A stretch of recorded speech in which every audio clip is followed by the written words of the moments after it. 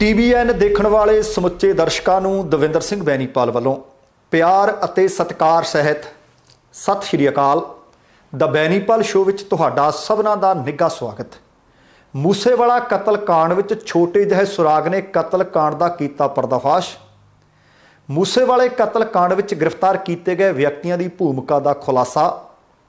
ਪੁੱਛਗਿੱਛ ਦੌਰਾਨ ਲਾਰੈਂਸ ਬਿਸ਼ਨੋਈ ਨੇ ਕੁਝ ਰਾਜ ਉਗਲੇ।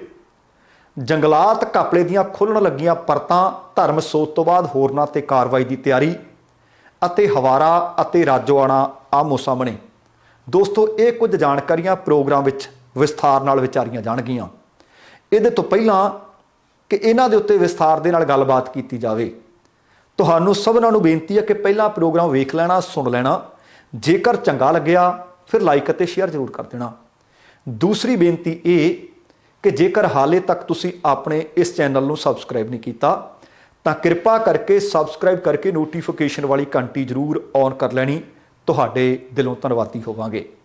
आओ हुण सब तो अहम ते वड्डी खबर, महत्वपूर्ण खबर है जिसनूं दुनिया भर दे विच इस वक्त जिहड़ा भी धक्के नूं पसंद नहीं करता, इंसाफ पसंद है, उहदियां नज़रां इस कतलकांड ते टिकियां होईयां ने। वो है सिद्धू मूसेवाले दा कतल। तुहानूं याद होना कि बीती 29 तरीक नूं उन्हां दा कतल कर दिता गया सी पिंड जवाहर के दे विच ते अणगिणत गोलियां मारियां गईयां सी, बड़ी बेरहमी नाल कतल किया गया सी। पर इस वारदात दे विच एक छोटे जे सुराग ने शूटरां दे तक पुलिस नूं पहुंचण दे विच वड्डी सफलता दवा दित्ती है। असल दे विच उस वारदात दे विच वरती गई एक गड्डी, उहदे विच एक छोटा जिहा सुराग मिलिਆ अते तकनीकी जानकारी के आधार ते पंजाब पुलिस नूं मूसेवाले दे कतल तो पहलां जिहड़ियां घटनावां वापरीਆਂ ਜਾਂ किवें एक दूसरे नाल जुड़े उन्हां दा पर्दाफाश करन दे विच मदद मिल गई है, जिस ते सदका मुख साजिशकारा लारैंस बिशनोई दे समेत 10 दोषियों को गिरफ्तार किया गया है। पुलिस ने इस वारदात में शामिल 4 शूटरां की भी पछाण कर ली है। मूसेवाले का कतल जिस तरह मैं तुहानूं दस रहा कि 29 मई की शाम तकरीबन 5:30 बजे होया सी। उस वक्त सिद्धू मूसेवाला अपने गुआढ़ी गुरविंदर सिंह अते अपने चचेरे भरा गुरप्रीत सिंह दे नाल घरों निकलिया सी अते रस्ते दे विच घर तो 15 मिनट दूर गया सी। वो ते तकरीबन 5:30 दा समा सी जदों गोलियां मार के हलाक कर दिता सी ते उस वक्त वो थार नूं चला भी खुद रहा सी। उहदे तो बाद पंजाब दे मुख मंत्री भगवंत मान ने भी आख्या सी, पंजाब दे DGP भी ने आख्या सी कि मूसेवाले दे कातलों नूं सलाखां दे पिछे डकांगे ते उहदे तो बाद ADGP anti gangster task force की निगरानी के हेठ एक सिट टीम का गठन भी कर दिता गया सी। हुण वो प्रैस कॉन्फ्रेंस भी हुईयां, मुख मंत्री मान सिद्धू मूसेवाले दे घर भी गए, उदों भी उन्होंने ये गल दोहराई सी। पर हुण सवाल सब तो वड्डा पैदा हुंदा कि वो सुराग किवें ते घटनावां तो पर्दा किवें उठिया। ADGP AGTF ने आख्या कि महत्वपूर्ण सफलता दरअसल उन्होंने उस वक्त मिलनी शुरू हुई जदों बलैरो कार दे विचों फतेहाबाद स्थित पेट्रोल पंप तो भराए डीजल की रसीद और रसीद 25 मई 2022 की सी बरामद हो गई। उही गड्डी जिस दे विचों वो रसीद बरामद हुई सी, एक कतलकांड दे विच वरती गई सी अते कतलकांड वाले स्थान तो लगभग 13 किलोमीटर दूर खियाला पिंड के नेड़ियों खड़ी मिल गई सी। ते उन्हां अगे दस्सिया कि पुलिस की एक टीम उस दिन CCTV फुटेज इकट्ठी करने वास्ते फतेहाबाद के पेट्रोल पंप लिए तुरंत रवाना कर दी गई सी। उन्होंने ये भी आख्या कि पुलिस टीमां ने CCTV फुटेज भी उस दिन प्राप्त कर ली सी ते एक व्यक्ति जिसते शूटर होने की संभावना सी उहदी पछाण करन दे विच फिर साडी एजेंसी कामयाब हो गई, जिहदी पछाण बाद दे विच सोनीपत दे प्रियव्रत वजों कर ली गई। पेट्रोल पंप तो डीजल भरन तो पहलां ਅਤੇ ਬਾਅਦ ਦੇ ਵਿੱਚ ਬਲੈਰੋ ਗੱਡੀ ਦੁਆਰਾ ਲਾਏ ਗਏ ਰੂਟ ਦੀ CCTV ਫੁਟੇਜ ਵੀ ਉਹ ਕਹਿੰਦੇ ਅਸੀਂ ਪ੍ਰਾਪਤ ਕਰ ਲਈ ਸੀ। ਇਸੇ ਤਰ੍ਹਾਂ ਇਹ ਨਹੀਂ ਕਿ ਉੱਥੇ ਹੋ ਸਕਦਾ ਭਾਈ ਬਲੈਰੋ ਹੋਰ ਹੋਵੇ ਤੇ ਇੱਥੇ ਕੋਈ ਬਲੈਰੋ ਹੋਰ ਹੋਵੇ। ਉਹਦਾ ਚੈਸੀ ਨੰਬਰ, ਉਹ ਸਾਰਾ ਕੁਝ ਨੰਬਰ ਵੇਖਣ ਤੋਂ ਬਾਅਦ ਫਿਰ ਬਲੈਰੋ ਹੈ ਕਿਹਦੀ, ਉਹ ਕਹਿੰਦੇ ਉਹਦੀ ਮਾਲਕੀ ਦਾ ਪਤਾ ਲਾਇਆ ਗਿਆ। ਦੱਸਣਾ ਬਣਦਾ ਕਿ ਪੁਲਿਸ ਨੇ ਵਾਰਦਾਤ ਦੇ ਵਿੱਚ ਵਰਤੀ ਗਈ ਮਹਿੰਦਰਾ ਬਲੈਰੋ, ਟੋਯੋਟਾ ਕਰੋਲਾ ਅਤੇ ਚਿੱਟੇ रंग की अल्टो कार समेत सारिया गड्डियां बरामद कर लईआं सी। टोयोटा करोला दे विच सवार हमलावरां ने ਬਾਅਦ ਦੇ ਵਿੱਚ ਬੰਦੂਕ ਦੀ ਨੋਕ ਤੇ ਇੱਕ ਚਿੱਟੇ ਰੰਗ ਦੀ ਆਲਟੋ ਕਾਰ ਰਸਤੇ ਵਿੱਚੋਂ ਖੋਹੀ ਸੀ। ਉਹ ਕਰੋਲਾ ਕਾਰ 'ਚੋਂ ਉਸ ਘਟਨਾ ਦੇ ਦੌਰਾਨ ਵਰਤੀ ਗਈ ਸੀ। ਉਹਨੂੰ ਉੱਥੇ ਛੱਡ ਦਿੱਤਾ ਗਿਆ ਸੀ ਅਤੇ ਚਿੱਟੇ ਰੰਗ ਦੀ ਬਲੈਰੋ ਜੀਪ ਦੇ ਪਿੱਛੇ ਪਿੱਛੇ ਪਿੰਡ ਖਾਲਾ ਬਰਨਾਲਾ ਵੱਲ ਫਰਾਰ ਹੋ ਗਈ ਸੀ। ਉਹ ਤੋਂ ਬਾਅਦ ਚਿੱਟੇ ਰੰਗ ਦੀ ਆਲਟੋ ਵੀ ਕਤਲकांड ਤੋਂ ਅਗਲੇ ਦਿਨ 30 ਮਈ ਵਾਲੇ ਦਿਨ ਮੋਗਾ ਜ਼ਿਲ੍ਹੇ ਦੇ ਧਰਮਕੋਟ ਦੇ ਨੇੜਿਓਂ ਤਕਰੀਬਨ ਸਵੇਰ ਦੇ 3:30 ਵਜੇ ਮਿਲ ਗਈ ਸੀ ਤੇ ਸੀਸੀਟੀਵੀ ਫੁਟੇਜ ਤੋਂ ਮੁਲਜ਼ਮਾਂ ਵੱਲੋਂ ਲਏ ਗਏ ਸਾਰੇ ਦੇ ਸਾਰੇ ਰੂਟ ਦੀ ਪਛਾਣ ਵੀ ਕਰ ਲਈ ਗਈ ਸੀ। ਹੁਣ ਗੱਡੀਆਂ ਫੜੀਆਂ ਗਈਆਂ, ਰਸੀਦ ਨੇ ਫੜਾ ਦਿੱਤੀਆਂ ਤੇ ਉਹਦੇ ਤੋਂ ਬਾਅਦ ਫਿਰ ਇਹਨਾਂ ਵਿਅਕਤੀਆਂ ਦੀ ਇਸ ਕਤਲकांड ਦੇ ਵਿੱਚ ਭੂਮਿਕਾ ਕੀ ਰਹੀ। ਬੀਤੇ ਦਿਨੀ ਤਿਹਾੜ ਜੇਲ੍ਹ ਦੇ ਵਿੱਚੋਂ ਤੁਹਾਨੂੰ ਯਾਦ ਹੋਣਾ ਹੈ ਕਿ ਪ੍ਰੋਡਕਸ਼ਨ ਵਾਰੰਟ ਤੇ ਲਿਆਂਦਾ ਸੀ ਗੈਂਗਸਟਰ ਲਾਰੈਂਸ ਬਿਸ਼ਨੋਈ।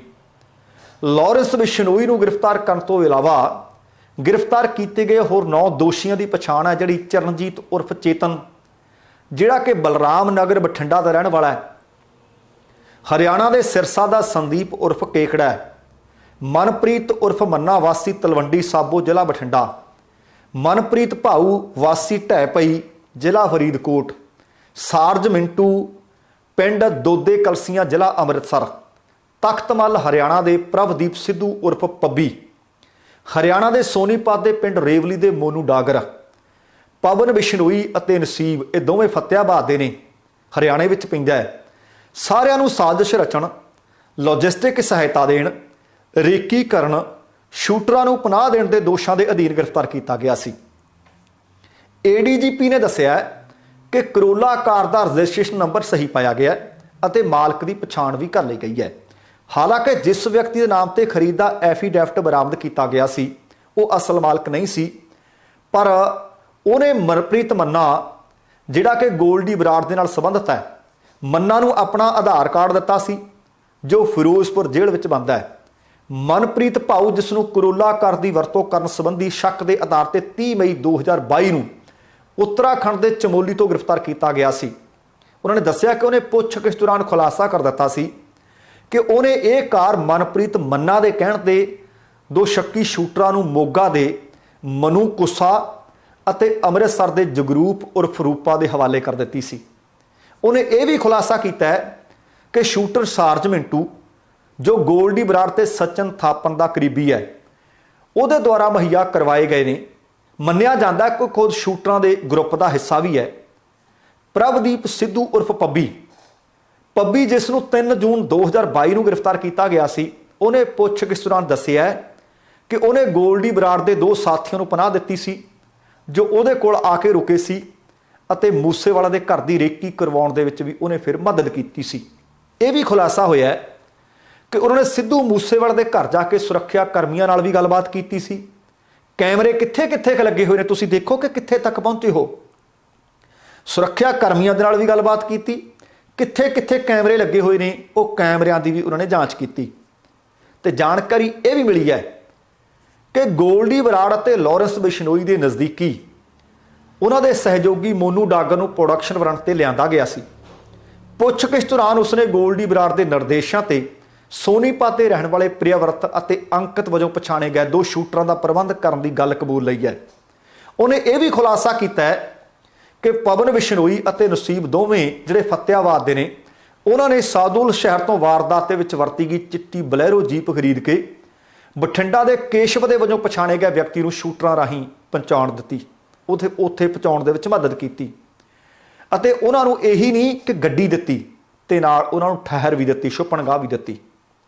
ਸੰਦੀਪ ਕੇਕੜਾ, ਜਿਸ ਨੂੰ 6 ਜੂਨ ਨੂੰ ਗ੍ਰਿਫਤਾਰ ਕੀਤਾ ਸੀ, ਉਹਨੇ ਪੁੱਛਗਿੱਛ ਦੌਰਾਨ ਖੁਲਾਸਾ ਕੀਤਾ ਕਿ ਉਸਦੇ ਭਰਾ ਬਿੱਟੂ ਕਾਲਿਆਂ ਵਾਲੀ ਨੇ ਸਿਰਸਾ ਦੇ ਤਖਤਮਲ, ਉੱਥੋਂ ਦਾ ਨਿੱਕੂ ਹੈ, ਉਹਦੇ ਨਾਲ ਮਿਲ ਕੇ ਮੂਸੇਵਾਲਾ ਦੀਆਂ ਗਤੀਵਿਧੀਆਂ ਤੇ ਨਜ਼ਰ ਰੱਖੀ। ਉਹਨੇ ਦੱਸਿਆ ਕਿ 29 ਮਈ ਨੂੰ ਉਹਦੇ ਭਰਾ ਬਿੱਟੂ ਨੇ ਉਹਨੂੰ ਮੋਟਰਸਾਈਕਲ ਤੇ ਨਿੱਕੂ ਦੇ ਨਾਲ ਮੂਸੇਵਾਲੇ ਦੇ ਪ੍ਰਸ਼ੰਸਕਾਂ ਦੇ ਵਜੋਂ ਘਰ ਜਾਣ ਲਈ ਆਖਿਆ। ਉਹਨੇ ਇਹ ਵੀ ਗੱਲ ਕਬੂਲ ਕਰ ਲਈ ਹੈ ਕਿ ਉਹਨੇ ਨਿੱਕੂ ਦੇ ਮੋਬਾਈਲ ਦੇ ਨਾਲ ਮੂਸੇਵਾਲੇ ਦੇ ਨਾਲ ਸੈਲਫੀ ਖਿੱਚੀ ਅਤੇ ਬਾਅਦ ਵਿੱਚ ਨਿੱਕੂ ਨੇ ਸਚਨ ਥਾਪਨ ਨੂੰ ਮੂਸੇਵਾਲੇ ਬਾਰੇ ਅਸਲ ਜਾਣਕਾਰੀ ਦਿੱਤੀ। ਵੀਡੀਓ ਕਾਲ ਕਰਕੇ ਦੱਸਿਆ ਕਿ ਘਰੋਂ ਉਹ ਬਗੈਰ ਸੁਰੱਖਿਆ ਗਾਰਡਾਂ ਦੇ ਨਿਕਲਿਆ, ਕਾਲੇ ਰੰਗ ਦੀ ਥਾਰ ਹੈ, ਡਰਾਈਵ ਉਹ ਖੁਦ ਕਰ ਰਿਹਾ ਤੇ ਹੁਣ ਤੱਕ ਦੀ ਜਾਂਚ ਤੋਂ ਇਹ ਵੀ ਗੱਲ ਸਾਹਮਣੇ ਆ ਗਈ ਹੈ ਕਿ ਲਾਰੈਂਸ ਬਿਸ਼ਨੋਈ ਅਤੇ ਕੈਨੇਡਾ ਰਹਿੰਦੇ ਗੋਲਡੀ ਬਰਾੜ, ਸਚਿਨ ਥਾਪਨ, ਅਨਮੋਲ ਬਿਸ਼ਨੋਈ ਅਤੇ ਵਿਕਰਮ ਬਰਾੜ ਇਸ ਵਕਤ ਦੁਬਈ 'ਚ ਹੈ। ਉਹਨਾਂ ਦੇ ਨਿਰਦੇਸ਼ਾਂ ਤੇ ਇਹ ਸਾਰੇ ਜਾਣੇ ਕਾਰਵਾਈਆਂ ਕਰ ਰਹੇ ਸੀ। ਇਹਨਾਂ ਤੋਂ ਇਲਾਵਾ ਗੈਂਗਸਟਰਾਂ ਨੇ ਫੇਸਬੁੱਕ ਪ੍ਰੋਫਾਈਲ ਦੇ ਰਾਹੀਂ ਮੂਸੇਵਾਲਾ ਦੇ ਕਤਲ ਤੋਂ ਕੁਝ ਸਮਾਂ ਬਾਅਦ ਜ਼ਿੰਮੇਵਾਰੀ ਕਬੂਲੀ।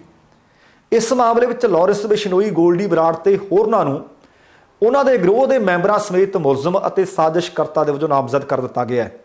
ਦੱਸਣਾ ਬਣਦਾ ਹੈ ਕਿ AGTF ਅਤੇ ਸਿੱਟ ਕੇਂਦਰੀ ਏਜੰਸੀਆਂ ਅਤੇ ਕਈ ਹੋਰ ਸੂਬਿਆਂ ਦੀਆਂ ਜਿਹੜੀਆਂ ਪੁਲਿਸ ਟੀਮਾਂ ਨੇ ਉਹ ਮਿਲ ਕੇ ਇਸ ਕੇਸ ਤੇ ਕੰਮ ਕਰ ਰਹੀਆਂ ਨੇ ਤਾਂ ਜੋ ਸ਼ੱਕੀ ਸ਼ੂਟਰਾਂ ਅਤੇ ਇਹਦੇ ਵਿੱਚ ਸ਼ਾਮਲ ਮੁਲਜ਼ਮਾਂ ਨੂੰ ਜਲਦ ਤੋਂ ਜਲਦ ਪਛਾਣਿਆ ਜਾਵੇ ਅਤੇ ਉਹਨਾਂ ਨੂੰ ਗ੍ਰਿਫਤਾਰ ਕੀਤਾ ਜਾ ਸਕੇ।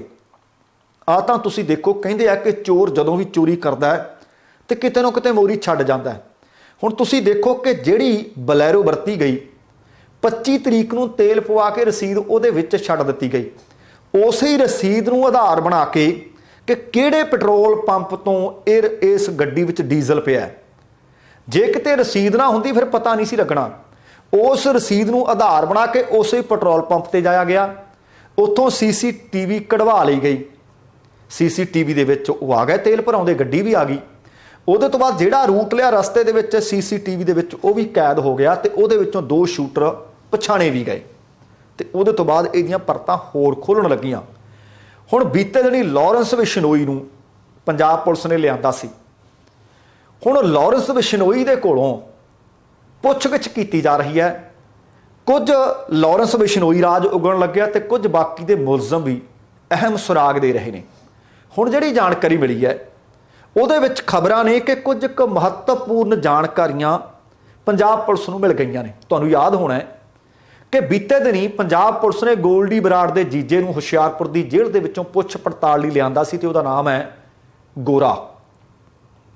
ਗੋਰਾ ਪ੍ਰੋਡਕਸ਼ਨ ਵਾਰੰਟ ਤੇ ਲਿਆ ਕੇ ਉਹਦੇ ਕੋਲੋਂ ਪੁੱਛ ਪੜਤਾਲ ਕੀਤੀ ਜਾ ਰਹੀ ਹੈ। ਪੁਲਿਸ ਦੇ ਦੱਸਣ ਅਨੁਸਾਰ ਲਾਰੈਂਸ ਬਿਸ਼ਨੋਈ ਇਸ ਪੂਰੇ ਘਟਨਾਕ੍ਰਮ ਦਾ ਮਾਸਟਰਮਾਈਂਡ ਹੈ। ਉਹਨੇ ਪੰਜਾਬ ਸਮੇਤ ਹੋਰਨਾਂ ਸੂਬਿਆਂ ਦੇ ਵਿੱਚ ਗਾਇਕਾਂ, ਅਦਾਕਾਰਾਂ ਅਤੇ ਕਾਰੋਬਾਰੀਆਂ ਦੇ ਕੋਲੋਂ ਫਰੌਤੀ ਮੰਗਣ ਦੀ ਗੱਲ ਵੀ ਕਬੂਲ ਲਈ ਹੈ। ਬਿਸ਼ਨੋਈ ਨੇ ਪੁਲਿਸ ਨੂੰ ਇਹ ਵੀ ਦੱਸ ਦਿੱਤਾ ਹੈ ਕਿ ਉਹ ਤਿਹਾੜ ਜੇਲ੍ਹ ਦੇ ਵਿੱਚੋਂ ਮੋਬਾਈਲ ਫੋਨ ਤੇ ਸਿਗਨਲ ਐਪ ਦੇ ਰਾਹੀਂ ਕੈਨੇਡਾ ਦੇ ਵਿੱਚ ਰਹਿੰਦੇ ਗੋਲਡੀ ਬਰਾੜ ਦੇ ਨਾਲ ਤਾਲਮੇਲ ਕਰਿਆ ਕਰਦਾ ਸੀ। ਗੋਰਾ ਅਪਰਾਧਕ ਮਾਮਲੇ ਵਿੱਚ ਮੈਂ ਤੁਹਾਨੂੰ ਦੱਸ ਦਿਆਂ ਕਿ ਹੁਸ਼ਿਆਰਪੁਰ ਦੀ ਜੇਲ੍ਹ ਦੇ ਵਿੱਚ ਬੰਦ ਹੈ। ਉਂਝ ਇਹ ਮੈਂ ਤੁਹਾਨੂੰ ਦੱਸ ਦਿਆਂ ਕਿ ਗੋਰੇ ਦੇ ਖਿਲਾਫ ਵੱਖ-ਵੱਖ ਥਾਣਿਆਂ ਵਿੱਚ ਤਕਰੀਬਨ 9 ਕੇਸ ਦਰਜ ਨੇ। CIA ਕੈਂਪ ਦੇ ਵਿੱਚ ਕੱਲ ਲਾਰੈਂਸ ਬਿਸ਼ਨੋਈ ਅਤੇ ਗੋਰੇ ਨੂੰ ਆਮੋ ਸਾਹਮਣੇ ਬਿਠਾ ਕੇ ਪੁੱਛ ਪੜਤਾਲ ਕੀਤੀ ਗਈ ਹੈ।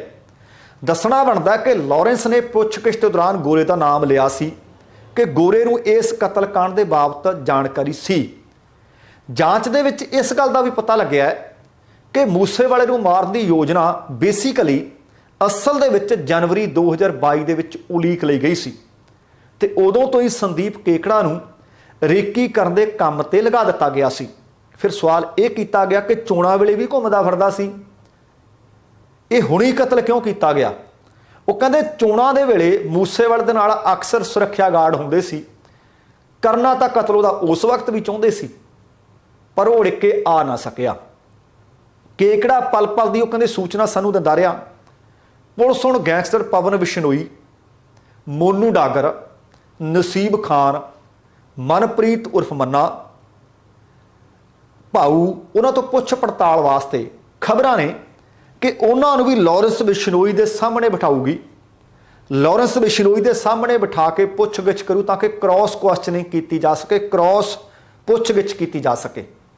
ਹੁਣ ਤੱਕ ਮਿਲੀ ਜਾਣਕਾਰੀ ਦੇ ਅਨੁਸਾਰ ਜਾਂਚ ਕਰ ਰਹੀ ਟੀਮ ਨੇ ਮੂਸੇਵਾਲਾ ਦੇ ਕਤਲ ਅਤੇ ਅਦਾਕਾਰ ਸਲਮਾਨ ਖਾਨ ਨੂੰ ਧਮਕੀਆਂ ਦੇਣ, ਇਹ ਸਾਰੀਆਂ ਗੱਲਾਂ ਪੁੱਛੀਆਂ ਨੇ ਕਿ ਇਹ ਦੱਸ ਬਈ ਇਹਦੇ ਪਿੱਛੇ ਕਾਰਨ ਕੀ ਸੀ। ਸਵਾਲ ਪੁੱਛਿਆ ਤੇ ਸਵਾਲ ਦਰਜਨ ਤੋਂ ਵੱਧ ਦੱਸੇ ਗਏ ਹੈ। ਲਾਰੈਂਸ ਬਿਸ਼ਨੋਈ ਤੋਂ ਇਹ ਪੁੱਛਿਆ ਗਿਆ ਕਿ ਸਲਮਾਨ ਖਾਨ ਨੂੰ ਧਮਕੀ ਦੇਣ ਦਾ ਕਾਰਨ ਕੀ ਸੀ? ਕੀ ਮੂਸੇਵਾਲਾ ਨੂੰ ਵੀ ਤੁਸੀਂ ਧਮਕੀਆਂ ਦਿੰਦੇ ਰਹੇ ਜਾਂ ਫਰੌਤੀਆਂ ਮੰਗਣ ਲਈ ਧਮਕਾਉਂਦੇ ਰਹੇ? ਕਿਉਂਕਿ ਪੰਜਾਬ ਸਮੇਤ 3 ਸੂਬਿਆਂ ਦੀ ਪੁਲਿਸ ਪੁੱਛਿਆ ਜਾ ਰਿਹਾ ਕਿ ਤੇਰਾ ਹੀ ਨਾਮ ਕਿਉਂ ਲੈ ਰਹੀ ਹੈ। ਤੇ ਫਿਰ ਇਹ ਵੀ ਪੁੱਛਿਆ ਗਿਆ ਕਿ 25 ਅਪ੍ਰੈਲ ਨੂੰ ਸ਼ਾਹਰੁਖ ਨਾਂ ਦਾ ਇੱਕ ਵਿਅਕਤੀ ਫੜਿਆ ਗਿਆ ਸੀ ਜਿਹਨੇ ਦੱਸਿਆ ਸੀ ਕਿ ਮੂਸੇਵਾਲੇ ਦੇ ਘਰ ਦੀ ਮੈਂ ਵੀ ਰੇਕੀ ਕੀਤੀ ਸੀ ਪਰ ਅਸੀਂ AK-47 ਵਾਲੇ ਨੂੰ ਦੇਖ ਕੇ ਵਾਪਸ ਆ ਗਏ ਸੀ। ਹੁਣ ਲਾਰੈਂਸ ਤੋਂ ਇਹ ਵੀ ਪੁੱਛਿਆ ਗਿਆ ਕਿ ਦੱਸ ਬਈ ਸ਼ਾਹਰੁਖ ਨੂੰ ਕਿਵੇਂ ਜਾਣਦਾ ਹੈ शाहरुख ਨੂੰ ਕਦੋਂ ਤੋਂ ਜਾਣਦਾ ਹੈ, ਉਹਨੂੰ ਸਪਾਰੀ ਕਿਵੇਂ ਦਿੱਤੀ, ਮੂਸੇਵਾਲੇ ਤੇ ਹਮਲਾ ਕਰਨ ਵਾਲੇ ਕਿੰਨੇ ਸ਼ੂਟਰ ਸੀ, ਤੂੰ ਤਾਂ ਜੇਲ੍ਹ ਦੇ ਵਿੱਚ ਬੈਠਾ ਸੀ। ਤੇ ਫਿਰ ਜਿਹੜੀਆਂ ਜ਼ਿੰਮੇਵਾਰੀਆਂ ਲਈਆਂ ਜਾਂਦੀਆਂ ਜਦੋਂ ਕਿਸ ਦਾ ਕਤਲ ਹੋ ਜਾਂਦਾ ਤੇ ਉਸ ਮੀਡੀਆ ਅਕਾਊਂਟਸ ਦੇ ਉੱਤੇ ਜਿਹੜੇ ਫੇਸਬੁੱਕ ਵਗੈਰਾ ਤੇ ਨੇ ਉਹ ਤੇਰੇ ਅਕਾਊਂਟ ਕੌਣ ਚਲਾ ਰਿਹਾ ਹੈ, ਗੋਲਡੀ ਬਰਾੜ ਨਾਲ ਤੇਰਾ ਕੀ ਰਿਸ਼ਤਾ ਹੈ, ਇੱਕ ਦੂਸਰੇ ਨੂੰ ਕਦੋਂ ਤੋਂ ਜਾਣਦੇ ਹੋ, ਇੱਕ ਦੂਸਰੇ ਨਾਲ ਸੰਪਰਕ ਕਦੋਂ ਤੋਂ ਕਰਦੇ ਆ ਰਹੇ ਹੋ, ਕਿਵੇਂ ਸੰਪਰਕ ਵਿੱਚ ਸੀ। ਇਹ ਵੀ ਪੁੱਛਿਆ ਗਿਆ ਕਿ ਕੀ ਗੁਰਲਾਲ ਬਰਾੜ ਵੀ ਤੁਹਾਡੇ ਗਰੁੱਪ ਲਈ ਕੰਮ ਕਰਦਾ ਸੀ। ਇਸ ਤਰ੍ਹਾਂ ਦੇ ਸਵਾਲ ਲਾਰੈਂਸ ਬਿਸ਼ਨੋਈ ਤੋਂ ਪੁੱਛੇ ਗਏ ਹੈ, ਪਰ ਕੁਝ ਇੱਕ ਰਾਜ ਉਸਨੇ ਉਗਲ ਦਿੱਤੇ ਨੇ, ਪਰ ਬਹੁਤ ਸਾਰੀਆਂ ਗੱਲਾਂ ਹਾਲੇ ਵੀ ਰਾਜ ਬਣੀਆਂ ਹੋਈਆਂ ਨੇ। 7 ਦਿਨ ਦਾ ਪੁਲਿਸ ਰਿਮਾਂਡ ਲਿਆ ਸੀ, 2 ਦਿਨ ਲੰਘ ਗਏ ਨੇ, 5 ਦਿਨ ਹਾਲੇ ਰਹਿੰਦੇ ਨੇ। ਵੇਖਦੇ ਹਾਂ ਕਿ ਆਉਣ ਵਾਲੇ ਦਿਨਾਂ ਦੇ ਵਿੱਚ ਕੀਤੀ ਜਾ ਰਹੀ ਕ੍ਰੋਸ ਕੁਐਸਚਨਿੰਗ ਦੇ ਵਿੱਚੋਂ ਹੋਰ ਕੀ ਕੁਝ ਨਿਕਲ ਕੇ ਸਾਹਮਣੇ ਆਉਂਦਾ। ਹੁਣ ਸਭ ਤੋਂ ਵੱਡਾ ਸਵਾਲ ਇਹ ਹੈ ਕਿ ਲਾਰੈਂਸ ਕੀ ਸੱਚਮੁੱਚ ਇਹ ਦੱਸ ਦੇਵੇਗਾ, ਕਿਉਂਕਿ ਬਾਕੀਆਂ ਦਾ ਮੈਂ ਤੁਹਾਨੂੰ ਦੱਸ ਦਿੱਤਾ ਕਿ ਬਾਕੀਆਂ ਨੇ ਪੁੱਛ ਪੜਤਾਲ ਦੇ ਦੌਰਾਨ ਕੀ ਕੁਝ ਦੱਸ ਦਿੱਤਾ ਹੈ ਕਿ ਹਥਿਆਰ ਕਿੱਥੋਂ ਆਏ, ਹਥਿਆਰ ਚਲਾਏ ਕੀ ਨੇ, ਸ਼ਾਰਪ ਸ਼ੂਟਰ ਕੌਣ ਕੌਣ ਸੀ, ਹਥਿਆਰ ਦੱਬੇ ਕਿੱਥੇ ਸੀ। ਜੇ ਹਥਿਆਰ ਮਿਲ ਗਏ ਤਾਂ ਸਮਝੋ ਬਹੁਤ ਕੁਝ ਮਿਲ ਜਾਣਾ। ਫਿਰ ਇਹ ਵੀ ਪਤਾ ਲੱਗੂ, ਜੇ ਤੁਹਾਨੂੰ ਹਥਿਆਰ ਦੱਬਿਆਂ ਦਾ ਪਤਾ, ਤੁਹਾਨੂੰ ਇਹ ਵੀ ਪਤਾ ਹੋਣਾ ਦੱਬੇ ਕਿਹਨੇ ਨੇ, ਫਿਰ ਤੁਹਾਨੂੰ ਇਹ ਵੀ ਪਤਾ ਹੋਣਾ ਚਲਾਏ ਕਿਹਨੇ ਨੇ। ਹੁਣ ਅਗਲੀ ਖਬਰ ਪੰਜਾਬ ਦੇ ਭ੍ਰਿਸ਼ਟਾਚਾਰ ਦੇ ਨਾਲ ਸੰਬੰਧਿਤ ਹੈ। ਬਹੁਤ ਸਾਰੇ ਮਹਿਕਮੇ ਨੇ ਜਿਨ੍ਹਾਂ ਦੇ ਵਿੱਚ ਭ੍ਰਿਸ਼ਟਾਚਾਰ ਦੀਆਂ ਖਬਰਾਂ ਨੇ। ਕੱਲ੍ਹ ਦੇ ਪ੍ਰੋਗਰਾਮ ਦੌਰਾਨ ਜ਼ਿਕਰ ਕੀਤਾ ਸੀ ਕਿ 30 ਤੋਂ ਵੱਧ ਕੁਝ ਸਾਬਕਾ ਤੇ ਮੌਜੂਦਾ ਵਿਧਾਇਕਾਂ ਸਮੇਤ ਕੁਝ ਸਾਬਕਾ ਮੰਤਰੀ ਵੀ ਹੈ ਪੰਜਾਬ ਦੇ ਤੇ ਕਾਂਗਰਸ ਪਾਰਟੀ ਨਾਲੋਂ ਸੰਬੰਧਿਤ ਨੇ। ਕੱਲ੍ਹ ਜਦੋਂ ਰੋਡ ਸ਼ੋਅ ਕਰ ਰਹੇ ਸੀ ਜ਼ਿਮਨੀ ਚੋਣ ਸੰਗਰੂਰ ਦੇ ਵਾਸਤੇ ਪੰਜਾਬ ਦੇ ਮੁੱਖ ਮੰਤਰੀ ਭਗਵੰਤ ਮਾਨ, ਉਹਨਾਂ ਦਾ ਇਸ਼ਾਰਾ ਬਿਲਕੁਲ ਸਾਫ਼ ਸੀ ਕਿ ਕਈਆਂ ਨੂੰ ਨੱਥ ਪਾ ਲੈਣੀ ਹੈ, ਕਾਰਵਾਈ ਪੱਕੇ ਪੈਰੀਂ ਕਰਨੀ ਹੈ। ਆਹ ਜਿਹੜਾ ਨਿਸ਼ਾਨ ਬਣਾ ਕੇ ਨਾ, ਵਿਕਟਰੀ ਵਾਲਾ ਨਿਸ਼ਾਨ ਬਣਾ ਕੇ ਬਾਹਰ ਨਿਕਲ ਆਉਂਦੇ ਸੀ, ਇਹ ਨਿਸ਼ਾਨ ਨਹੀਂ ਨਜ਼ਰ ਆਊ ਤੁਹਾਨੂੰ। ਸਖਤ ਕਾਰਵਾਈ ਪੱਕੇ ਪੈਰੀਂ। ਤੇ ਹੁਣ ਪਰਤਾਂ ਹੋਰ ਖੁੱਲ੍ਹ ਗਈਆਂ ਨੇ। ਇਹ ਆਖ ਸਕਦਾ ਹੈ ਕਿ ਪੰਜਾਬ ਦੇ ਜੰਗਲਾਤ ਘਪਲੇ ਦੀਆਂ ਪਰਤਾਂ ਦਿਨ ਪ੍ਰਤੀ ਦਿਨ ਉਜਾਗਰ ਹੋ ਰਹੀਆਂ ਨੇ। ਪੰਜਾਬ ਦੇ ਸਾਬਕਾ ਜੰਗਲਾਤ ਮੰਤਰੀ ਸਾਧੂ ਸਿੰਘ ਧਰਮਸੋਤ ਗ੍ਰਿਫਤਾਰ ਕੀਤੇ ਗਏ ਸੀ। ਇਸ ਵਕਤ ਨਾਭੇ ਦੀ ਜੇਲ੍ਹ 'ਚ ਬੈਠਾ ਹੋ ਤੇ ਹੁਣ ਉਹਦੇ ਤੋਂ ਬਾਅਦ ਇਸ ਘਪਲੇ ਦੇ ਵਿੱਚ ਸ਼ਾਮਲ ਕਈ ਹੋਰ ਅਧਿਕਾਰੀਆਂ ਦੇ ਨਾਮ ਸਾਹਮਣੇ ਆਉਣ ਲੱਗ ਪਏ ਨੇ। ਵਿਜੀਲੈਂਸ ਬਿਊਰੋ ਦੇ ਸਾਬਕਾ ਐਸਪੀ ਅਤੇ ਹੁਣ ਇਸ ਮਾਮਲੇ ਦੀ ਜਾਂਚ ਕਰ ਰਹੇ AIG ਆਸ਼ੀਸ਼ ਕਪੂਰ ਨੂੰ ਵੀ ਘੇਰੇ ਵਿੱਚ ਲੈ ਲਿਆ ਗਿਆ। ਤੁਸੀਂ ਦੇਖੋ ਕਿ ਪੁਲਿਸ ਅਫਸਰ ਵੀ ਇਸ ਘੇਰੇ 'ਚ ਆ ਰਹੇ ਨੇ। ਜੰਗਲਾਤ ਵਿਭਾਗ ਦੇ ਮੁੱਖ ਵਣਪਾਲ ਨੇ ਵਿਜੀਲੈਂਸ ਬਿਊਰੋ ਦੇ ਡਾਇਰੈਕਟਰ ਨੂੰ ਇੱਕ ਚਿੱਠੀ ਲਿਖੀ ਹੈ। ਚਿੱਠੀ ਸਰਕਾਰੀ ਹੈ, ਪ੍ਰਾਈਵੇਟ ਨਹੀਂ। ਸਰਕਾਰੀ ਚਿੱਠੀ ਲਿਖ ਕੇ ਆਸ਼ੀਸ਼ ਕਪੂਰ ਨੂੰ ਮੋਹਾਲੀ ਦੇ ਵਿੱਚ ਬਣ ਰਹੀ ਆਪਣੀ ਕੋਠੀ ਦੇ ਵਿੱਚ ਲੱਖਾਂ ਰੁਪਏ ਦੀ ਲੱਕੜ ਦੀ ਵਰਤੋਂ ਕਰਨ ਅਤੇ ਦੋਸ਼ੀਆਂ ਨੂੰ ਬਚਾਉਣ ਲਈ ਦਸਤਾਵੇਜ਼ ਖੁਰਦ-ਬੁਰਦ ਕਰਨ ਦਾ ਦੋਸ਼ੀ ਕਰਾਰ ਦੇ ਦਿੱਤਾ ਹੈ। ਹੁਣ ਦੇਖੋ ਕਿੱਥੇ ਕਿੱਥੇ ਪਰਤਾਂ ਖੁੱਲ੍ਹ ਰਹੀਆਂ ਨੇ। ਇਹਦਾ ਮਤਲਬ ਦੁੱਧ ਦੇ ਸਰਾਣੀ ਬਿੱਲੇ ਬੈਠੇ ਹੈ। ਚੀਫ ਫੋਰੈਸਟਰ ਨੇ SSP ਸਮੇਤ ਜੰਗਲਾਤ ਵਿਭਾਗ ਦੇ ਕੁਝ ਅਧਿਕਾਰੀਆਂ ਦੇ ਖਿਲਾਫ ਕਾਰਵਾਈ ਦੀ ਸਿਫਾਰਿਸ਼ ਵੀ ਕਰ ਦਿੱਤੀ ਹੈ। ਪੰਜਾਬ ਦੇ ਜੰਗਲਾਤ ਵਿਭਾਗ ਦੇ ਵਿੱਚ ਜ਼ਿਲ੍ਹਾ ਮੋਹਾਲੀ ਦੇ ਵਿੱਚ ਹਿਮਾਚਲ ਪ੍ਰਦੇਸ਼ ਦੀਆਂ ਵਾਦੀਆਂ ਕੋਲ ਬਣੇ ਫਾਰਮ ਹਾਊਸ ਦਾ ਅਲਾਟਮੈਂਟ ਦਾ ਵਿਵਾਦ ਵੀ ਚੱਲ ਰਿਹਾ ਹੈ। ਇਹਦੇ ਨਾਲ ਦਰਖਤਾਂ ਦੀ ਕਟਾਈ ਦਾ ਮਾਮਲਾ ਵੀ ਲਗਾਤਾਰ ਭਖ ਰਿਹਾ ਹੈ। ਇਸ ਮਾਮਲੇ ਦੇ ਵਿੱਚ ਜੰਗਲਾਤ ਵਿਭਾਗ ਦੇ ਅਧਿਕਾਰੀਆਂ ਦੇ ਖਿਲਾਫ ਕਾਰਵਾਈ ਕਰਨ ਵਿੱਚ ਹੋ ਰਹੀ ਦੇਰੀ ਦੇ ਬਾਰੇ ਪੰਜਾਬ ਦੇ ਮੁੱਖ ਵਣਪਾਲ ਨੇ ਵਿਜੀਲੈਂਸ ਬਿਊਰੋ ਨੂੰ ਇੱਕ ਸਰਕਾਰੀ ਚਿੱਠੀ ਲਿਖ ਕੇ ਪਿਛਲੇ ਦਿਨੀ ਦਰਖਤਾਂ ਦੀ ਕਟਾਈ ਦੇ ਮਾਮਲੇ ਦਾ ਹਵਾਲਾ ਦਿੱਤਾ ਹੈ ਅਤੇ ਉਸ ਹਵਾਲੇ ਦੇ ਵਿੱਚ ਉਹਨਾਂ ਨੇ ਲਿਖਿਆ ਹੈ ਕਿ ਇਸ ਤੋਂ ਪਹਿਲਾਂ ਵੀ ਇਸ ਮਾਮਲੇ ਦੀ ਜਾਂਚ SP ਆਸ਼ੀਸ਼ ਕਪੂਰ ਨੇ ਕੀਤੀ ਸੀ, ਜਿਹੜੇ ਅੱਜ ਕੱਲ੍ਹ ਵਿਜੀਲੈਂਸ ਬਿਊਰੋ ਦੇ AIG ਨੇ। ਚਿੱਠੀ ਦੇ ਵਿੱਚ ਦੋਸ਼ ਲਾਏ ਗਏ ਨੇ ਕਿ ਆਸ਼ੀਸ਼ ਕਪੂਰ ਨੇ ਦਰਖਤਾਂ ਦੀ ਨਜਾਇਜ਼ ਕਟਾਈ ਸੰਬੰਧੀ ਕੋਈ ਕੇਸ ਦਰਜ ਨਹੀਂ ਸੀ ਕੀਤਾ। ਕੇਸ ਤਾਂ ਦਰਜ ਕੀ ਕਰਨਾ ਸੀ, ਲਿਖਿਆ ਗਿਆ, ਸਗੋਂ ਸੰਬੰਧਿਤ ਜੰਗਲਾਤ ਦੇ ਠੇਕੇਦਾਰਾਂ ਦੇ ਬਿਆਨਾਂ ਨੂੰ ਵੀ ਤੋੜ ਮਰੋੜ ਕੇ ਅੱਗੇ ਪੇਸ਼ ਕੀਤਾ। ਲਗਾਏ ਗਏ ਇਲਜ਼ਾਮਾਂ ਦੇ ਅਨੁਸਾਰ ਜਾਂਚ ਵਿੱਚ ਇਸ ਨੂੰ ਵਿਭਾਗੀ ਬੇਨਿਯਮੀਆਂ ਕਿਹਾ ਗਿਆ। ਜਦੋਂ ਕਿ ਪਰਮਿਟਾਂ ਦੀ ਜਾਂਚ ਕੀਤੀ ਗਈ ਤਾਂ ਸਾਹਮਣੇ ਆਇਆ ਕਿ ਵਣ ਮੰਡਲ ਅਫਸਰ ਅਮਰਪ੍ਰੀਤ ਸਿੰਘ ਦੇ ਵੱਲੋਂ ਮੰਤਰੀ ਨੂੰ ਪੈਸੇ ਭੇਜੇ ਗਏ ਸੀ। ਇਸ ਸਭ ਦੇ ਬਦਲੇ ਅਮਨਪ੍ਰੀਤ ਸਿੰਘ ਜੰਗਲਾਤ ਡਿਵੀਜ਼ਨਲ ਅਫਸਰ ਨੇ ਆਸ਼ੀਸ਼ ਕਪੂਰ ਦੇ ਨਵੇਂ ਬਣ ਰਹੇ ਮਕਾਨ ਲਈ ਇੱਕ ਟਿੰਬਰ ਸਟੋਰ ਤੋਂ ਗੈਰ ਕਾਨੂੰਨੀ ਢੰਗ ਨਾਲ ਲੱਕੜ ਖਰੀਦੀ ਅਤੇ ਫਿਰ ਖਰੀਦ ਕੇ ਉਹਨਾਂ ਦੇ ਹਵਾਲੇ ਕੀਤੀ। ਇਸ ਮਾਮਲੇ ਦੇ ਵਿੱਚ ਵਿਜੀਲੈਂਸ ਬਿਊਰੋ ਨੇ ਭ੍ਰਿਸ਼ਟਾਚਾਰ ਰੋਕੂ ਕਾਨੂੰਨ ਦੇ ਤਹਿਤ ਕਾਰਵਾਈ ਕਰਨ ਦੀ ਬਜਾਏ ਇਸ ਨੂੰ ਵਿਭਾਗੀ ਕਾਰਵਾਈ ਕਹਿ ਕੇ ਇੱਕ ਵੱਖਰਾ ਹੀ ਮੋੜ ਦਿੱਤਾ। ਚਿੱਠੀ ਦੇ ਅਨੁਸਾਰ ਆਸ਼ੀਸ਼ ਕਪੂਰ ਦੇ ਵੱਲੋਂ ਕਾਨੂੰਨ ਦੀ ਵੱਡੇ ਪੱਧਰ ਤੇ ਉਲੰਘਣਾ ਕਰਕੇ ਇੱਕ ਵੱਡੀ ਰਕਮ ਦਾ ਗਬਨ ਕਰ ਦਿੱਤਾ ਗਿਆ। ਇਹ ਮਾਮਲਾ ਭ੍ਰਿਸ਼ਟਾਚਾਰ ਰੋਕੂ ਕਾਨੂੰਨ ਤਹਿਤ ਨਜਿੱਠਿਆ ਜਾਣਾ ਚਾਹੀਦਾ ਸੀ। ਹੁਣ ਇਸ ਮਾਮਲੇ ਦੇ ਵਿੱਚ ਵਣ ਮੰਡਲ ਅਫਸਰ ਆਸ਼ੀਸ਼ ਕਪੂਰ ਅਤੇ ਇੰਸਪੈਕਟਰ ਧਰਮਪਾਲ ਖਿਲਾਫ ਕੇਸ ਦਰਜ ਕੀਤਾ ਜਾਣਾ ਚਾਹੀਦਾ ਹੈ। ਉਹਨਾਂ ਨੇ ਕਿਹਾ ਕਿ ਇਹ ਸੱਚਮੁੱਚ ਵਿਭਾਗੀ ਵੱਡੇ ਪੱਧਰ ਤੇ ਬੇਨਿਯਮੀਆਂ ਦਾ ਮਾਮਲਾ ਹੈ। ਇਸ ਮਾਮਲੇ ਦੇ ਵਿੱਚ ਕਲੀਨ ਚਿੱਟ ਵੀ ਜਾਰੀ ਕੀਤੀ ਗਈ ਸੀ। ਕਲੀਨ ਚਿੱਟ ਤਾਂ ਕਾਂਗਰਸ ਸਰਕਾਰ ਦੇ ਵੇਲੇ ਮੈਨੂੰ ਲੱਗਦਾ ਜੇਬਾਂ 'ਚ ਬਹੁਤ ਸਾਰੀਆਂ ਲਿਖ ਕੇ ਪਾਈਆਂ ਹੋਈਆਂ ਸੀ ਕਿ ਜਿਹਦੇ ਵੀ ਖਿਲਾਫ ਕੋਈ ਦੋਸ਼ ਉੱਠਣਾ ਲਓ ਜੀ ਕਲੀਨ ਚਿੱਟ। ਚਿੱਠੀ ਦੇ ਵਿੱਚ ਇਹ ਵੀ ਦੋਸ਼ ਲਾਇਆ ਗਿਆ ਹੈ ਕਿ ਟ੍ਰਾਇਲ ਦੇ ਵਿੱਚ ਜੰਗਲਾਤ ਵਿਭਾਗ ਦੇ ਇੱਕ ਠੇਕੇਦਾਰ ਦਾ ਨਾਮ ਆ ਰਿਹਾ ਹੈ। ਉਹਦੀਆਂ ਕੁਝ ਤਸਵੀਰਾਂ ਵੀ ਅਧਿਕਾਰੀਆਂ ਨੂੰ ਭੇਜੀਆਂ ਗਈਆਂ ਸੀ, ਪਰ ਦਸਤਾਵੇਜ਼ਾਂ ਨੂੰ ਵੀ ਆਸ਼ੀਸ਼ ਕਪੂਰ ਦੇ ਵੱਲੋਂ ਕਥਿਤ ਤੌਰ ਤੇ ਮੌਕੇ ਤੋਂ ਗਾਇਬ ਕਰ ਦਿੱਤਾ ਗਿਆ। ਇੱਥੇ ਇਹ ਵੀ ਦੱਸਣਾ ਬਣਦਾ ਕਿ ਇਸ ਘਪਲੇ ਦੇ ਵਿੱਚ ਵਿਜੀਲੈਂਸ ਬਿਊਰੋ ਦੇ ਵੱਲੋਂ 2 ਅਤੇ 6 ਜੂਨ ਨੂੰ 2 ਵੱਖ-ਵੱਖ ਕੇਸ ਦਰਜ ਕੀਤੇ ਗਏ ਸੀ। ਇਸ ਸੰਬੰਧੀ ਵੀ ਜਾਂਚ ਕੀਤੀ ਜਾ ਰਹੀ ਹੈ, ਪਰ ਇਸ ਦੇ ਵਿੱਚ ਵਿਜੀਲੈਂਸ ਅਧਿਕਾਰੀ ਦਾ ਨਾਮ ਸਾਹਮਣੇ ਆਉਣ ਦੇ ਨਾਲ ਮਾਮਲੇ ਦੀ ਗੰਭੀਰਤਾ ਹੋਰ ਵੱਧ ਗਈ ਹੈ। ਪਰ ਪੰਜਾਬ ਦੇ ਮੁੱਖ ਮੰਤਰੀ ਭਗਵੰਤ ਮਾਨ ਨੇ ਆਖਿਆ ਹੈ ਕਿ ਭਾਵੇਂ ਕੋਈ ਅਫਸਰ ਹੋਵੇ, ਛੋਟਾ ਹੋਵੇ, ਵੱਡਾ ਹੋਵੇ, ਭਾਵੇਂ ਕੋਈ ਸਾਬਕਾ ਮੰਤਰੀ ਹੋਵੇ ਤੇ ਭਾਵੇਂ ਕੋਈ ਮੌਜੂਦਾ ਹੋਵੇ, ਭਾਵੇਂ ਕੋਈ ਸਾਬਕਾ ਵਿਧਾਇਕ ਹੋਵੇ, ਭਾਵੇਂ ਕੋਈ ਮੌਜੂਦਾ ਹੋਵੇ, ਜਿਹਨੇ ਕਿਤੇ ਗਬਨ ਕੀਤਾ, ਜਿਹਨੇ ਘਪਲਾ ਘੁਟਾਲਾ ਕੀਤਾ ਜਾਂ ਉਹਨਾਂ ਦੀ ਮਦਦ ਕੀਤੀ ਆ ਜਾਂ ਕਿਤੇ ਬੇਨਿਯਮੀਆਂ ਪਾਈਆਂ ਗਈਆਂ, ਛੱਡਣਾ ਕੋਈ ਨਹੀਂ। ਅਰ ਹੱਥੋਂ ਨੂੰ ਪੱਕੇ ਪੈਰੀਂ ਪਾ ਰਹੇ ਹਾਂ ਤਾਂ ਕਿ ਜ਼ਮਾਨਤ ਵੀ ਨਾ ਉਹਨੂੰ ਮਿਲ ਸਕੇ। ਆ ਬਹੁਤ ਵੱਡੀ ਸਰਕਾਰੀ ਚਿੱਠੀ ਹੈ। ਵੇਖਦੇ ਹਾਂ ਕਿ ਇਹਦੇ 'ਚ ਹੋਰ ਕੌਣ ਫਸਦਾ ਹੈ। ਤੇ ਹੁਣ ਸੰਗਰੂਰ ਦੀ ਜ਼ਿਮਨੀ ਚੋਣ ਹੋ ਰਹੀ ਹੈ। ਸਾਰੀਆਂ ਪਾਰਟੀਆਂ ਨੇ ਅੱਡੀ ਚੋਟੀ ਦਾ ਜ਼ੋਰ ਲਾਇਆ ਹੈ ਤੇ ਲਾਉਣਾ ਵੀ ਚਾਹੀਦਾ, ਪਰ ਆਖਰਕਾਰ ਫੈਸਲਾ ਸੰਗਰੂਰ ਦੇ ਵੋਟਰ ਕਰਨਗੇ। ਪਰ ਹੁਣ ਹਵਾਰਾ ਤੇ ਰਾਜੋਆਣਾ ਇੱਕ ਦੂਸਰੇ ਦੇ ਆਮੋ ਸਾਹਮਣੇ ਖਲੋ ਗਏ ਆ। ਪੰਜਾਬ ਦੇ ਤਤਕਾਲੀ ਮੁੱਖ ਮੰਤਰੀ ਬੇਅੰਤ ਸਿੰਘ ਦੇ ਕਤਲकांड ਨਾਲ ਸੰਬੰਧਿਤ ਨੇ ਦੋਵੇਂ। ਦਿੱਲੀ ਦੀ ਤਿਹਾੜ ਜੇਲ੍ਹ ਦੇ ਵਿੱਚ ਬੰਦ ਨੇ ਭਾਈ ਜਗਤਾਰ ਸਿੰਘ ਹਵਾਰਾ। ਉਹਨਾਂ ਨੇ ਜਿੱਥੇ ਸੰਗਰੂਰ ਜ਼ਿਮਨੀ ਚੋਣ ਦੇ ਵਿੱਚ ਸ਼੍ਰੋਮਣੀ ਅਕਾਲੀ ਦਲ ਅੰਮ੍ਰਿਤਸਰ ਦੇ ਪ੍ਰਧਾਨ ਸਿਮਰਨਜੀਤ ਸਿੰਘ ਮਾਨ ਦੀ ਹਮਾਇਤ ਕਰਨ ਦਾ ਸੱਦਾ ਦਿੱਤਾ ਹੈ, ਉੱਥੇ ਦੂਸਰੇ ਪਾਸੇ ਪਟਿਆਲਾ ਦੀ ਕੇਂਦਰੀ ਜੇਲ੍ਹ ਦੇ ਵਿੱਚ ਬੰਦ ਭਾਈ ਬਲਵੰਤ ਸਿੰਘ ਰਾਜੋਆਣਾ ਨੇ ਸ਼੍ਰੋਮਣੀ ਅਕਾਲੀ ਦਲ ਦੀ ਉਮੀਦਵਾਰ ਆਪਣੀ ਧਰਮ ਭੈਣ ਕਮਲਦੀਪ ਕੌਰ ਦੇ ਹੱਕ ਵਿੱਚ ਵੋਟਾਂ ਪਾਉਣ ਲਈ ਇੱਕ ਖੁੱਲ੍ਹੀ ਚਿੱਠੀ ਲਿਖੀ ਹੈ, ਜਿੱਥੇ ਰਾਜੋਆਣਾ ਆਖਦੇ ਨੇ ਕਿ ਉਹਨਾਂ ਦੇ ਸੰਘਰਸ਼ ਦੇ ਪਿੱਛੇ ਤਕਰੀਬਨ 3 ਦਹਾਕਿਆਂ ਤੋਂ ਜੇ ਸਭ ਤੋਂ ਵੱਡਾ ਕਿਸ ਦਾ ਯੋਗਦਾਨ ਹੈ, ਜੇ ਕਿਸ ਨੇ ਅਸਹਿ ਅਤੇ ਅਕਹਿ ਤਸੀਹੇ ਵੀ ਝੱਲੇ ਨੇ, ਦਰਦ ਵੀ ਝੱਲਿਆ, ਤਾਂ ਉਹਨਾਂ ਦੀ ਭੈਣ ਕਮਲਦੀਪ ਕੌਰ ਹੈ। ਤੇ ਡੇ 1 ਤੋਂ ਲੈ ਕੇ ਅੱਜ ਤੱਕ ਉਹ ਉਹਨਾਂ ਦੇ ਨਾਲ ਖੜੀ ਹੈ। ਉਹਨਾਂ ਨੇ ਆਖਿਆ ਕਿ ਮੈਂ ਜਿੰਨਾ ਵੀ ਸੰਘਰਸ਼ ਤੈਅ ਕੀਤਾ ਹੈ, ਇਹਦੇ ਵਿੱਚ ਸਭ ਤੋਂ ਵੱਡਾ ਯੋਗਦਾਨ ਉਹਨਾਂ ਦੀ ਭੈਣ ਦਾ ਹੈ, ਭੈਣ ਦੇ ਪਰਿਵਾਰ ਦਾ ਹੈ। ਉੱਥੇ ਦੂਸਰੇ ਪਾਸੇ ਹਵਾਰਾ ਦਾ ਕਹਿਣਾ ਹੈ ਕਿ ਸਿਮਰਨਜੀਤ ਸਿੰਘ ਮਾਨ ਸਿੱਖ ਪੰਥ ਪੰਜਾਬ ਤੇ ਪੰਜਾਬੀਅਤ ਲਈ ਘਾਲਣਾ ਘਾਲ ਰਿਹਾ ਹੈ। ਹਵਾਰਾ ਨੇ ਸਰਬੱਤ ਖਾਲਸਾ ਦਾ ਵੀ ਹਵਾਲਾ ਦਿੱਤਾ ਕਿ ਉਹਨਾਂ ਨੂੰ ਸ਼੍ਰੀ ਅਕਾਲ ਤਖਤ ਸਾਹਿਬ ਦਾ ਜਥੇਦਾਰ ਥਾਪਿਆ ਸੀ, ਇਸ ਕਰਕੇ ਉਹ ਆਪਣਾ ਫਰਜ਼ ਸਮਝ ਰਹੇ ਨੇ, ਸੰਗਤ ਨੂੰ ਅਪੀਲ ਕਰ ਰਹੇ ਨੇ ਕਿ ਸਿਮਰਨਜੀਤ ਸਿੰਘ ਮਾਨ ਦੀ ਸੰਗਰੂਰ ਤੋਂ ਚੋਣ ਕੀਤੀ ਜਾਵੇ ਤੇ ਉਹਨਾਂ ਨੂੰ ਲੋਕ ਸਭਾ 'ਚ ਭੇਜਿਆ ਜਾਵੇ।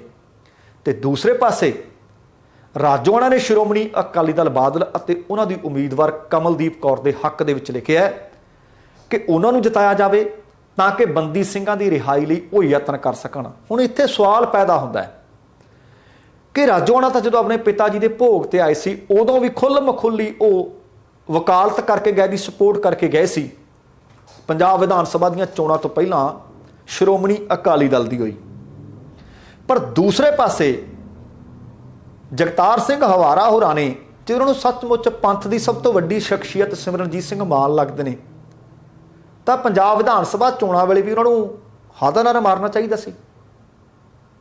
ਖੈਰ, ਦੋਵੇਂ ਇੱਕੋ ਹੀ ਕਤਲ ਕੇਸ ਨਾਲ ਸੰਬੰਧਿਤ ਨੇ। ਅਰੇ ਪਹਿਲੀ ਵਾਰੀ ਨਹੀਂ ਜਦੋਂ ਇਹਨਾਂ ਦੇ ਬਿਆਨ ਇੱਕ ਦੂਸਰੇ ਦੇ ਖਿਲਾਫ ਖੜੇ ਹੋਏ ਹੋਣ, ਤੇ ਇੱਕ ਵਾਰੀ ਫੇਰ ਸੰਗਰੂਰ ਦੀ ਲੋਕ ਸਭਾ ਜ਼ਿਮਨੀ ਚੋਣ ਨੂੰ ਲੈ ਕੇ ਇੱਕ ਦੂਸਰੇ ਦੇ ਆਮੋ ਸਾਹਮਣੇ ਨੇ। ਔਰ ਦੋਵੇਂ ਧਿਰਾਂ ਆਪਣੇ ਆਪ ਨੂੰ ਪੰਥਕ ਦੱਸ ਰਹੀਆਂ ਨੇ, ਔਰ ਦੋਵੇਂ ਧਿਰਾਂ ਬੰਦੀ ਸਿੰਘਾਂ ਦੀ ਰਿਹਾਈ ਵਾਸਤੇ ਕਹਿੰਦੇ ਅਸੀਂ ਯਤਨ ਕਰਨੇ ਨੇ। ਹੁਣ ਵੇਖਦੇ ਹਾਂ ਕਿ ਇਹਨਾਂ ਅਪੀਲਾਂ ਦਾ ਸੰਗਰੂਰ ਦੇ ਵੋਟਰਾਂ ਤੇ ਕੋਈ ਅਸਰ ਹੁੰਦਾ ਹੈ ਜਾਂ ਫਿਰ ਨਹੀਂ। ਸੋ ਦੋਸਤੋ, ਇਹ ਸੀ ਕੁੱਲ ਮਿਲਾ ਕੇ ਆਪਣਾ ਅੱਜ ਦਾ ਪ੍ਰੋਗਰਾਮ। ਉਮੀਦ ਕਰ ਰਹੇ ਹਾਂ ਤੁਹਾਨੂੰ ਚੰਗਾ ਲੱਗਿਆ ਹੋਣਾ। ਜੇਕਰ ਪ੍ਰੋਗਰਾਮ ਚੰਗਾ ਲੱਗਿਆ ਤਾਂ ਕਿਰਪਾ ਕਰਕੇ ਲਾਈਕ ਅਤੇ ਸ਼ੇਅਰ ਜ਼ਰੂਰ ਕਰ ਦੇਣਾ। ਜੇਕਰ ਹਾਲੇ ਤੱਕ ਤੁਸੀਂ ਆਪਣੇ ਇਸ ਚੈਨਲ ਨੂੰ ਸਬਸਕ੍ਰਾਈਬ ਨਹੀਂ ਕੀਤਾ ਤਾਂ ਕਿਰਪਾ ਕਰਕੇ ਸਬਸਕ੍ਰਾਈਬ ਕਰਕੇ ਨੋਟੀਫਿਕੇਸ਼ਨ ਵਾਲੀ ਘੰਟੀ ਜ਼ਰੂਰ ਔਨ ਕਰ ਲੈਣੀ। ਤੁਹਾਡੇ ਦਿਲੋਂ ਧੰਨਵਾਦੀ ਹੋਵਾਂਗੇ। ਸਮਾਂ ਸਮਾਪਤ ਹੈ, ਜਾਣ ਤੋਂ ਪਹਿਲਾਂ ਕਹਾਂਗਾ, ਜ਼ਿੰਦਗੀ ਜਿੰਦਾਦਿਲੀ ਦਾ ਨਾਮ ਹੈ। ਦਵਿੰਦਰ ਸਿੰਘ ਬੈਨੀਪਾਲ ਨੂੰ ਆਗਿਆ ਦਿਓ। ਸਤਿ ਸ਼੍ਰੀ ਅਕਾਲ ਤੇ ਰੱਬ ਰਾਖਾ।